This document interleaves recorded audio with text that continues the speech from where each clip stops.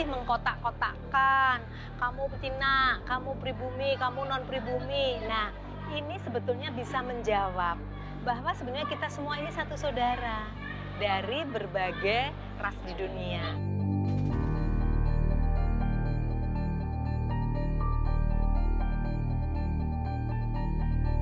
Tugas kami menyampaikan dengan juga sedikit cara pendekatan yang pop culture gitu ya kepada anak muda bahwa keberagaman bangsa Indonesia itu sudah ada sejak dulu gitu, dan ini yang kita sampaikan kepada mereka di tengah-tengah banyaknya perhelatan politik yang seringkali menggunakan politik identitas sebagai sentimen untuk mendegradasi atau mereduksi peran seseorang, menghancurkan karakter seseorang gitu, berbasiskan pada politik kebencian.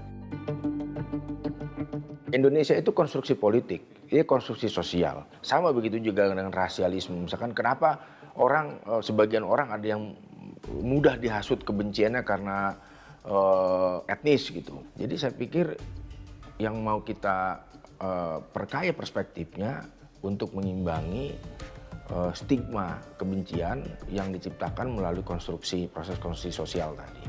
Nah, ini yang kita ingin perkaya perspektif tentang keberagaman itu melalui uji DNA leluhur ini dalam proyek DNA leluhur yang dilakukan oleh Historia bekerjasama dengan Kemdikbud.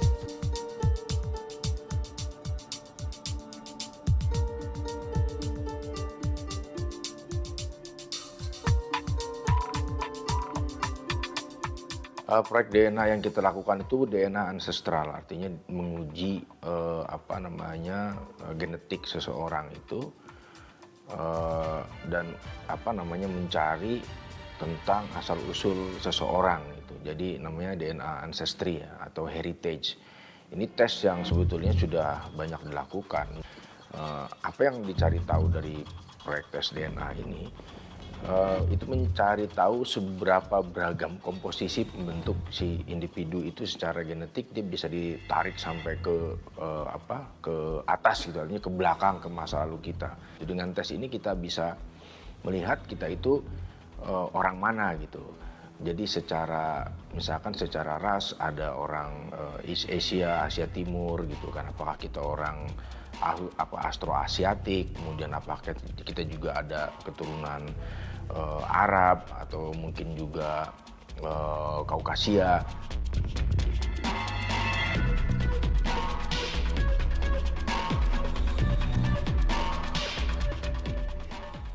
Pesan yang hendak disampaikan adalah hargailah keberagaman dan juga hargailah perbedaan, terutama sekali yang berbasiskan pada latar belakang ras, etnis gitu. Itu yang kita hendak sampaikan kepada publik gitu. Sehingga kita berinisiatif untuk mengadakan proyek DNA leluhur ini.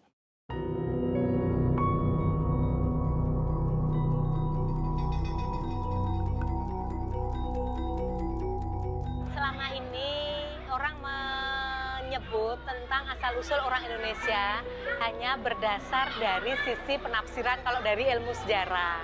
Nah, penguatannya untuk membuktikannya, saya kira pasti banyak yang harus dilakukan. Ternyata dari ilmu kedokteran, tes DNA ini bisa membuktikan bagaimana migrasi orang-orang di dunia tentang asal-usul orang Indonesia. Tapi ini sebagai pemantik dulu, sebagai trigger bahwa melalui ilmu sejarah, pendekatan antropologi, pendekatan arkeologi, dan ditambah dengan tes DNA akan lebih mengakuratkan siapa sih sebenarnya yang bicara tentang saya ini asli Indonesia. Nah itu.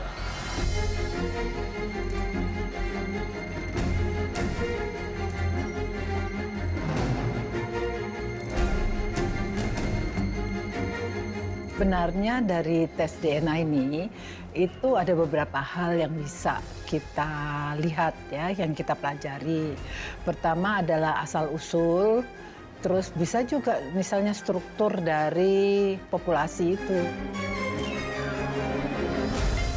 Tes DNA ini sebenarnya bukan hanya untuk melihat asal-usul saja. Karena asal-usul itu dapat memberikan informasi juga mengenai penyakit-penyakit yang dibawa.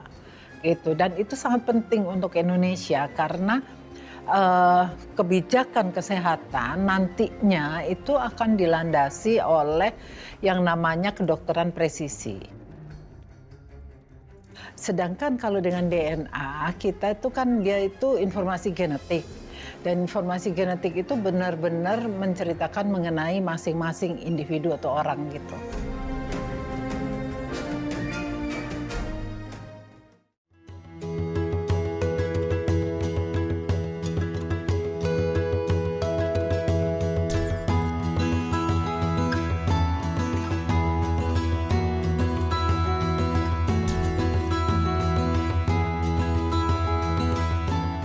Jadi saya pikir proyek ini ingin mengajak kita semua maju satu langkah sedikit ke depan gitu ya.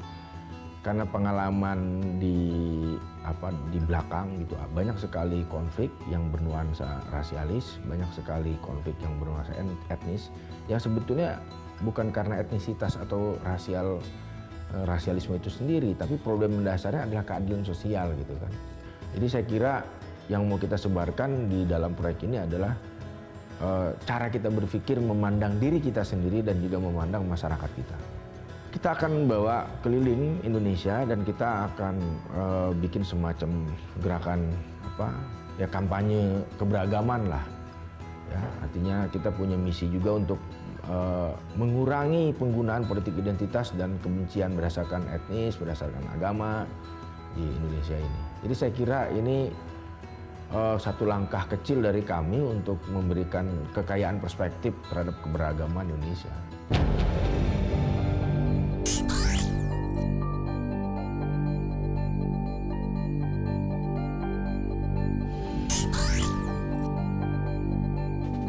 Kita memang melakukan memilih partisipan itu secara random ya.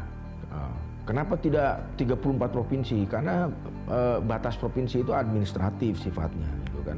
Nah, kita mengambil sampling acak aja. Jadi ada 16 orang yang kita ambil dan itu sebarannya mulai dari barat ke timur ada semua.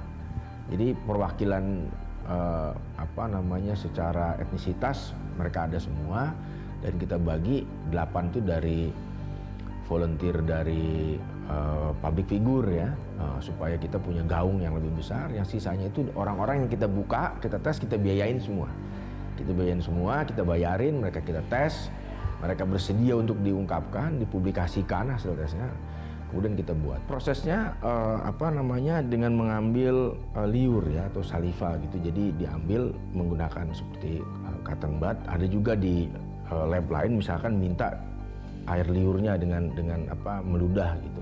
Yang kami lakukan itu dengan mengambil saliva atau liur dari gusi pinggir sini dan di wilayah mulut, sekitar area mulut. Kemudian kita kirimkan ke lab yang bekerja sama dengan kami di Australia.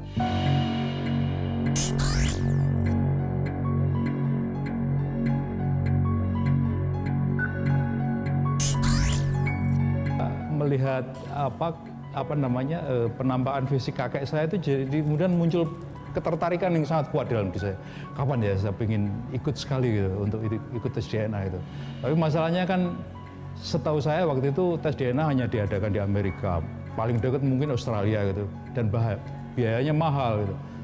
Jadi ya udah deh, kayaknya sih masih nunggu terlalu lama, nanti berapa puluh tahun lagi saya bisa ikut tes DNA gitu. Kebetulan kalau Historia ini bikin pendaftaran untuk relawan gitu, maka begitu lihat pertama kali kesempatan pertama saya langsung daftar aja gitu. Sebenarnya saya sudah tertarik itu untuk ngikutin itu sudah lama sekali. Sejak saya melihat acara di Nat Geo Channel ya kalau nggak salah waktu itu ya. Diceritakan di situ ada beberapa puluh relawan yang dites, ikut tes DNA. Ketika saya mengetahui teori itu dan kemudian secara langsung terlibat gitu loh. Saya jadi, wah ini jadi sangat personal sekali gitu. Ilmu pengetahuan itu jadi sangat personal sekali buat saya gitu. Wih, saya bisa terlibat langsung dalam sebuah proyek ilmu pengetahuan gitu ya. Senang happy dan akhirnya keinginan saya untuk ikut tes DNA itu juga terlaksana gitu.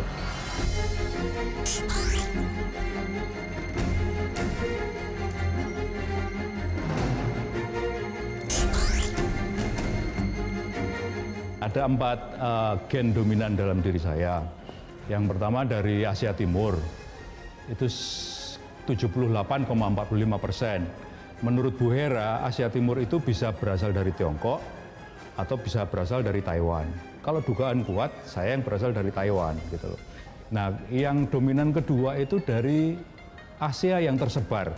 Asia yang tersebar itu semacam kira-kira tafsirannya Vietnam, Kamboja, kemudian juga akhirnya menyebar sampai ke Amerika Utara.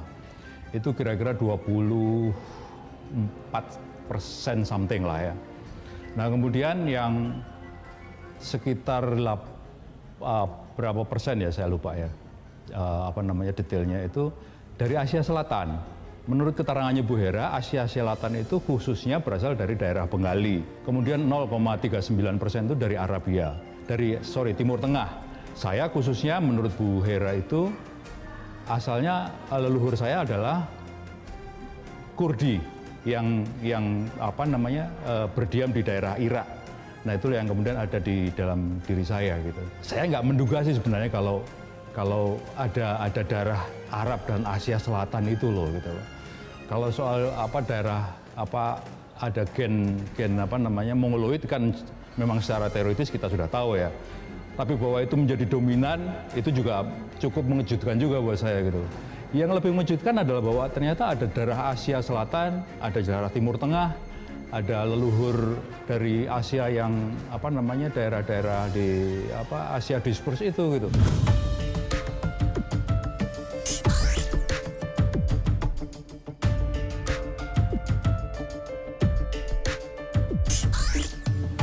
Ya, ternyata kan dari hasil penelusuran DNA leluhur, saya 70%-an itu Asia Timur, di mana Asia Timur itu spektrumnya luas nih.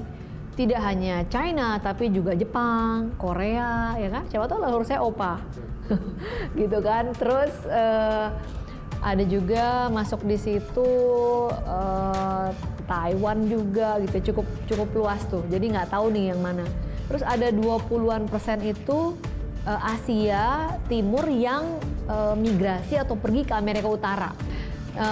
Kemudian ada yang menarik itu ada sekian persen dari India Selatan, kasta Brahmana, kemudian Afghanistan, meskipun cuma tinggal 0, sekian persen, tapi buat saya kaget sih karena ya siapa yang menyangka gitu ternyata dari seseorang yang tampilannya kayak saya, kulitnya terang, matanya tidak terlalu besar gitu ya.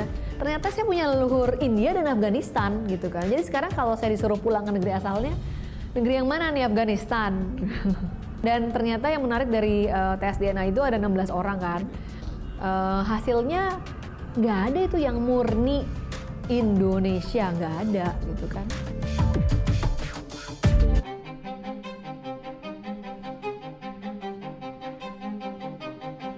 Kalau orang menanyakan asal-usul Indonesia ya, kita tidak bisa lepas dari asal-usul manusia modern ini dunia gitu.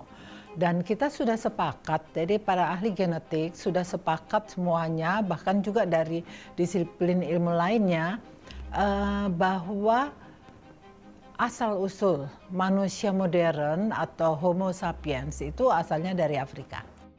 Jadi itulah sebenarnya yang asal-usul leluhur kita.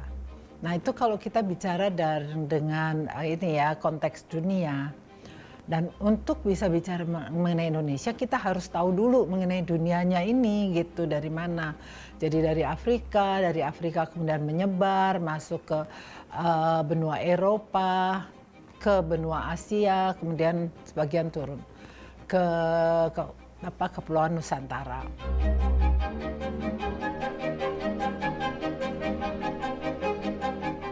Nusantara ini sudah dihuni sejak minimal 1,5 juta tahun yang lalu.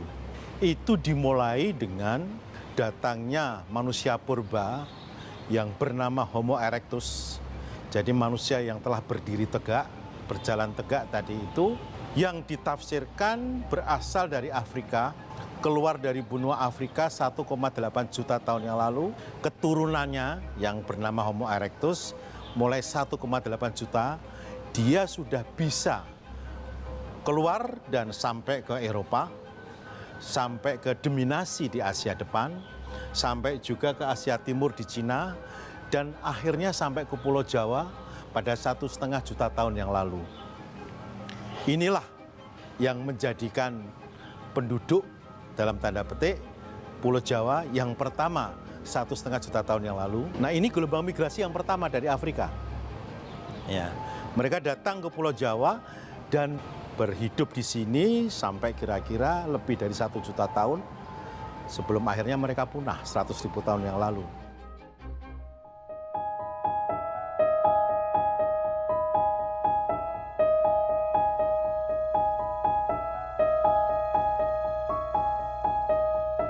Bahwa ada beberapa gelombang migrasi yang mempengaruhi pembentukan latar belakang genetik Indonesia.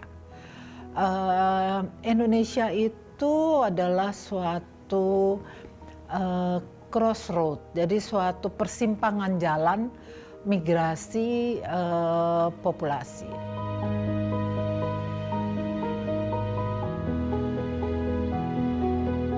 Ini minimal ada 4 migrasi yang terjadi dan mereka itu meninggalkan jejak rasiologinya. Rasnya tadi itu menjadi 4 warna juga gitu loh ya. Jadi masing-masing migrasi tadi itu meninggalkan ciri-ciri fisik juga. Yang hidup sampai sekarang ini kekayaan ya, itu kekayaan ini luar biasa. Di sini semua dipersatukan oleh pohon evolusi yang paling tidak ada di Indonesia sejak 70.000 tahun yang lalu.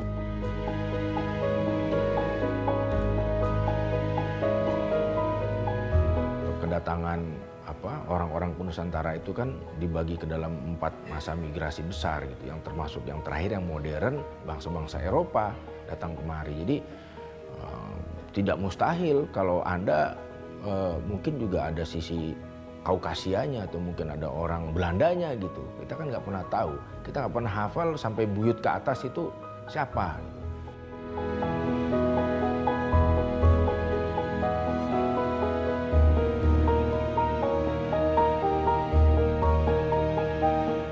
Sekarang yang kita lihat, jadi dari seluruh data yang sudah ada mengenai Indonesia, kita bisa melihat bahwa ada campuran dari tadi mereka-mereka yang berbahasa Austronesia. Austronesia itu yang datangnya dari tadi Taiwan, Formosa ya, dari utara. Dengan non-Austronesia itu yang first migration, migrasi awal. Itu jadi Papuan atau Melanesia. Kalau dari sudut genetik kita nggak pernah bisa membuat istilah pribumi dan non pribumi. Yang mana yang pribumi, yang mana non pribumi, gitu. Karena biasanya kita bisa melihat tadi keanekaragaman dalam satu populasi.